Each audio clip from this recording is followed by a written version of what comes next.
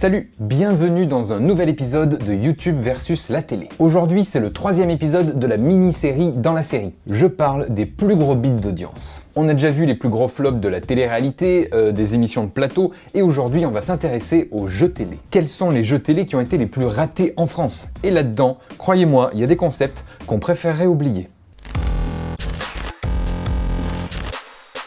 Petit rappel, on ne fait pas de classement d'audience puisqu'évidemment ce n'est pas possible. Ça dépendrait de l'audience générale de telle ou telle chaîne à une époque précise. Donc c'est plutôt un passage en revue des plus gros flops de manière générale. Et on va commencer par un programme plutôt récent. On est en août 2015, donc quelques mois après les attentats de Charlie Hebdo et de l'Hypercacher, donc la France est plutôt préoccupée par le terrorisme. Et d'ailleurs c'est à juste titre puisque c'est quelques mois avant les attentats du Bataclan, et c'est à ce moment-là, le 10 août 2015, que Vincent Lagaffe revient sur TF1 avec son nouveau jeu télé, Boom, une émission dont le principe est simple, désamorcer des bombes en famille.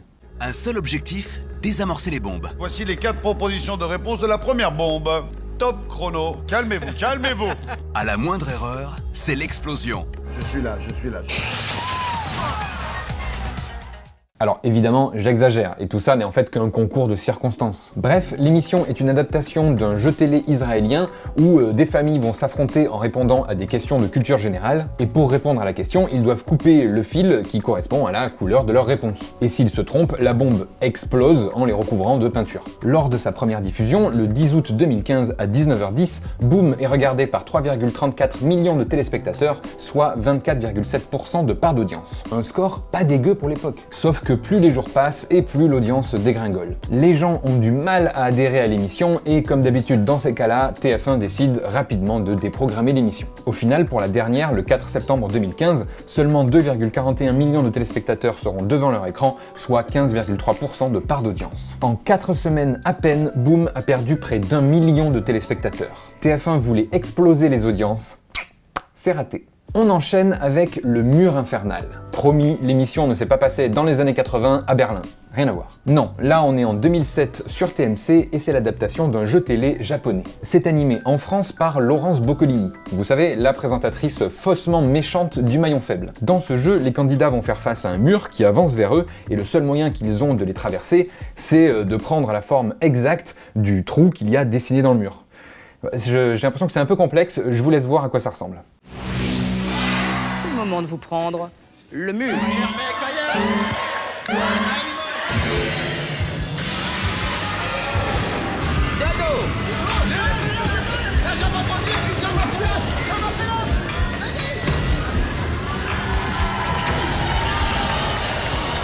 Les candidats doivent enchaîner les épreuves sans se faire éliminer par l'équipe adverse pour arriver jusqu'en finale. Et là, ils doivent traverser le mur avec un masque opaque sur les yeux, donc complètement à l'aveugle, seulement guidés par la voix de leur coéquipier pour prendre la forme et l'emplacement qu'il faut. Autant dire que c'est pratiquement impossible. Et si une équipe arrive à faire tout ça, ils repartent avec un merveilleux cadeau. Si vous gagnez la finale infernale, vous remportez un superbe voyage. 3 billets d'avion aller-retour pour Alicante en Espagne. Vous séjournerez dans une superbe villa à Rabea. Bon, c'est pas mal, mais il faut dire quand même que ça fait moins rêver que Bora Bora au Tahiti. Et en plus, il y a que 3 billets d'avion. Donc comme les candidats sont 3, s'ils veulent partir en famille, avec des potes, etc., en couple, machin, non, c'est mort. Que vous 3, c'est tout. En vrai, la prod aurait pu faire un petit peu plus d'efforts, un peu plus de rêve. Surtout que vu la difficulté du jeu, il y a eu très peu de gagnants. Il y a eu eux, par exemple. C'est parti, c'est le moment de vous prendre le mur.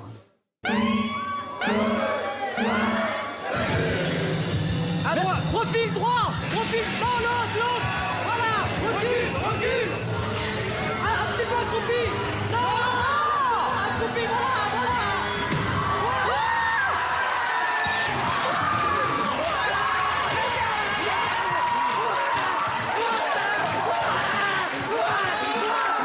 Et voilà. Bref, je m'égare. Donc malgré un très bon démarrage pour Le Mur Infernal, entre 200 000 et 300 000 téléspectateurs, ce qui est énorme à l'époque pour TMC sur cette case d'Access Prime Time, mais rapidement les audiences vont chuter. Oui, comme les candidats. Il faut dire que c'est assez répétitif comme concept, et puis bon, au bout d'un moment, les téléspectateurs ont fini par se lasser. Mais le problème, c'est qu'il y avait déjà 50 épisodes de tournée, et le manque à gagner pour TMC a forcé la chaîne à diffuser la totalité des émissions. Ce qui a été évidemment une période assez difficile. Une fois les 50 épisodes diffusés, il n'y a jamais eu de saison 2. Avant de passer à la prochaine émission, on va évidemment se regarder un petit best-of du Mur Infernal.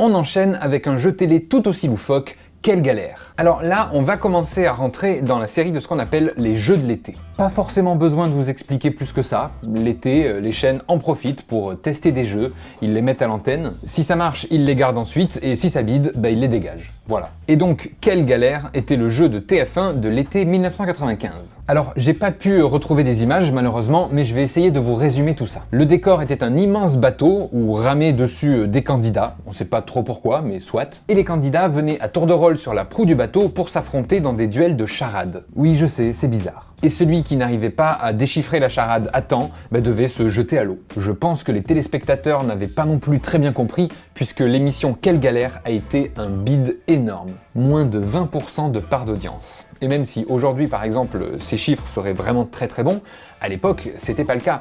Il n'y avait pas la TNT et TF1 était leader avec des parts de marché qui allaient normalement de 35 à 50%. Donc forcément 20%, c'était mauvais. Du coup, l'émission a été annulée avant même la fin de l'été. On reste dans les années 90 et dans les jeux de l'été avec Passe à ton voisin. Alors là, on est sur France 2 et l'émission est présentée par Alexandre Pell. Son nom vous dit peut-être rien, mais sa tête un peu plus. Il jouera quelques années plus tard dans Caméra Café. C'est lui, Sylvain, le comptable. Et Passe à ton voisin est un jeu où deux familles vont s'affronter pour être les plus rapides à faire passer un mot entre eux en utilisant seulement que des synonymes. Là aussi, pour que vous compreniez un peu mieux, je vais vous passer un extrait. Mais le seul qui existe encore est évidemment à connotation sexuelle. D'après moi, c'est d'ailleurs pour ça qu'il a été gardé. Bref, je vous laisse voir. Dolores, tu n'as plus le choix. Le mot c'est pipe. Je suis désolé. C'est le hasard, vraiment le hasard. Pipe. 40 secondes. Passe à ton voisin. C'est pas une cigarette, c'est un cigare, une clope. Une clope, et avec de la fumée, c'est je sais pas. Quand on est grand-père, on fume une pipe, pardon. Tu peux... Qu'est-ce que tu peux tailler à ton copain? Quand tu suces, tu fais une... Oui.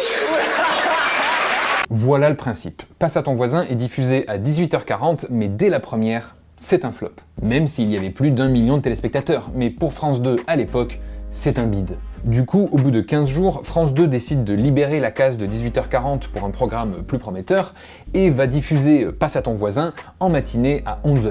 Mais là aussi, rien n'y fait et l'audience s'enfonce au fil des jours. France 2 tiendra quand même l'émission jusqu'à sa grille de rentrée avant de définitivement la supprimer. Et puis il faut dire que si France 2 a sorti aussi vite Passe à ton voisin de la case de début de soirée, c'est parce qu'il se faisait écraser en termes d'audience par notre émission suivante, diffusée en même temps sur la même case mais sur TF1, Mokshu Patamu. Le titre de cette émission vient d'un jeu de plateau originaire d'Inde qui veut dire des serpents et des échelles. En gros, c'est un jeu de loi et TF1 s'en est inspiré pour faire son jeu de l'été 97.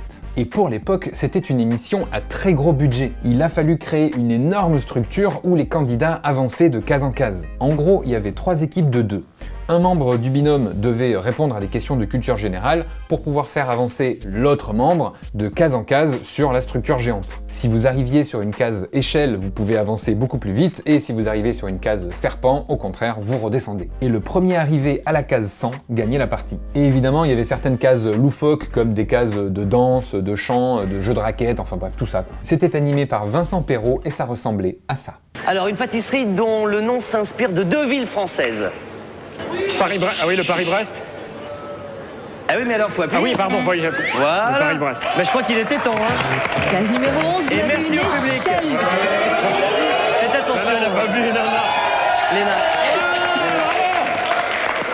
Bon, je demande au public de ne pas souffler, s'il vous plaît. Une lueur brève pendant un orage. Ça vous fait penser? Ne dites rien, s'il vous plaît.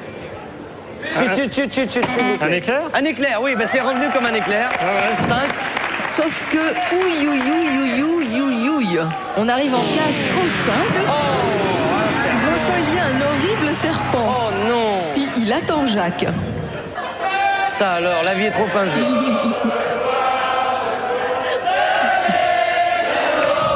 Et on redescend en case numéro 2. En 2, en plus.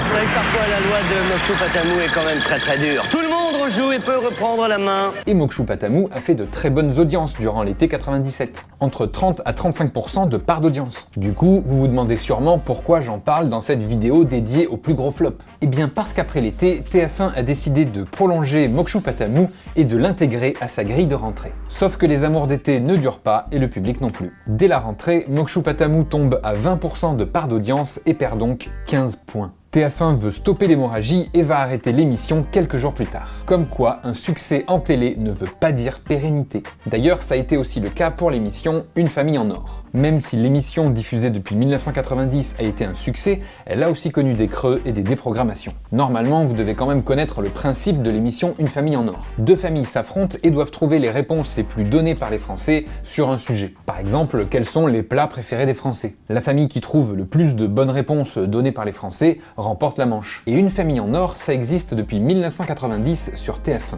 Beaucoup de présentateurs s'y sont succédés et l'émission fait partie des plus gros succès de la chaîne. Sauf qu'en 2015, l'émission revient non plus sur TF1, mais sur TMC, une autre chaîne du groupe.